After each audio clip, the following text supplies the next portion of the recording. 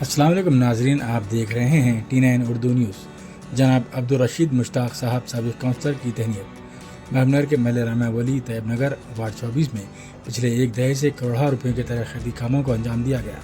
جناب عبدالرشید مشتاق سابق کونسلر کی نمائندگی پر محلے میں لگاتار سڑکوں کی نالیوں اور الیکٹرک پولز، ٹرانسفارمرز، بورر وغیرہ کے کام انجام پائے گئے۔ محلے میں سڑکوں کے جال کو بچھایا گیا۔ اس ضمن میں آج محلے کی عوام کی جانب سے جناب عبدالرشید مشتاق سابق کونسلر کی تہنیت پیش کرتے ہوئے شال پوشی گلپوشی کی گئی اور ہر طرح سے تعاون کا تیہ خون دیا گیا۔